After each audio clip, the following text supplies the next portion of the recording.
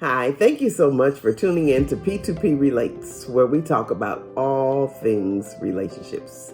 I'm Pat Renfro, and this month we've been talking about what you are focused on. This week, I want us to look at being determined to engage. How are leaders engaging their staff? We're looking at Omicron.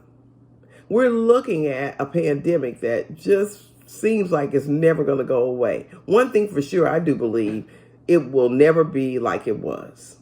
We have shifted into a new era, a new place where we're going to have to think outside the box about a lot of different things that we didn't consider before.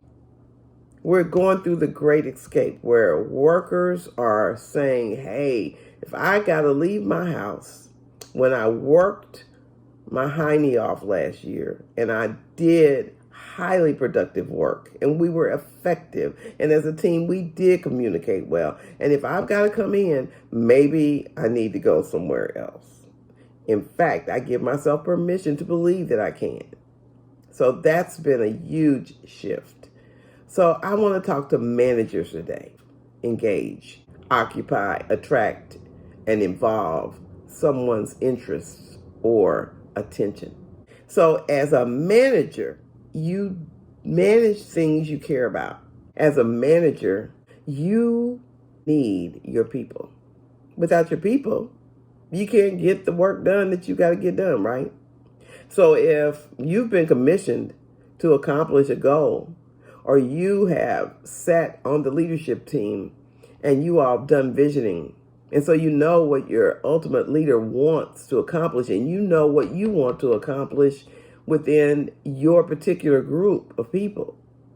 The only way you're going to really get that done effectively and efficiently is if you engage in your people, if you invest in your people. So I wanted to give you 5 things to think about for engaging appropriately and effectively with your team. Once you get these 5 things, it'll catapult your workforce to commitment, and it'll buy you more time with your team. And what I mean is we have this great transition that's going from I did have a job, I felt like I had to keep that job no matter what, to I got options and I'm not going to go back to the building. I'm going to work in my home.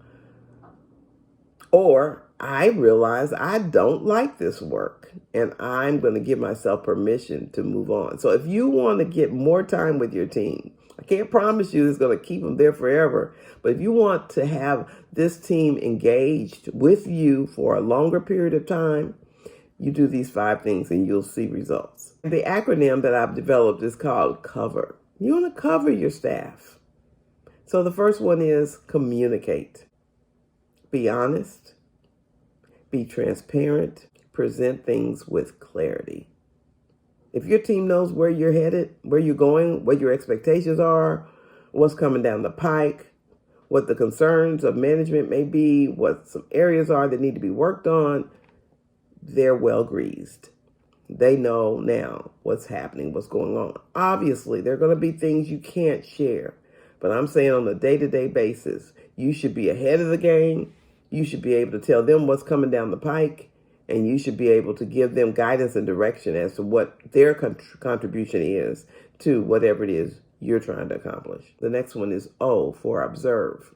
You want to make sure that you're not so encumbered with the things that you're trying to personally accomplish on your job, that you're not really managing your team and making sure they have the tools, the perspectives, the support, the encouragement that they need to get it done. So when you look at their accomplishments and you look at their challenges, and you're there for them to help them get through that, to encourage them on how to manage it better themselves, but also to help be a partner in helping them figure out what the solutions are, they know you care, and that goes a long way.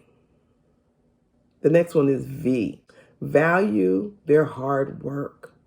I'm telling you, most of the people who've migrated home to do their work online and have nightmares of Zoom don't feel valued. They don't feel appreciated. They don't feel like their managers really give a rip what they're enduring, what they're going through, what they're pushing through.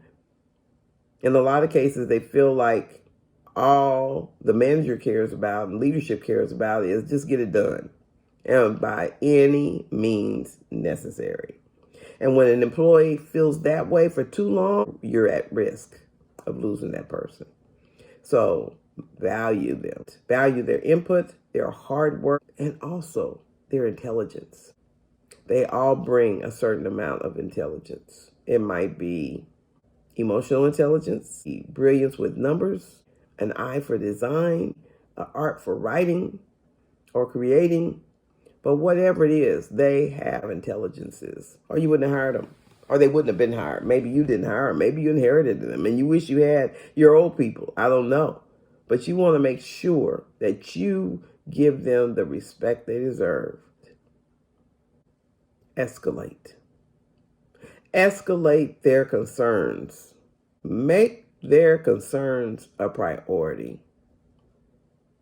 Again, when they're out there swimming and they're about to sink and they can't quite figure out how to pull it off, and they don't see management there to really help them, they will float downstream. But yes, when they have concerns and they've told you, we've been working on this, we've been troubleshooting this, it's getting out of control, and we don't really know what the next best step is, you should escalate that to a priority. And finally, R, respond. Respond quickly. Respond empathically. Respond understanding that this is the team that you should be covering because you're their manager. Being a servant leader, which is basically what I just described, will engender workforce commitment. You will have a team that strives to support the very vision you are responsible for. Hit that subscribe button, tap that bell. Thank you so much for my subscribers. Repeat visit, give me a like, and I will see you this time next week. All right, have a great day.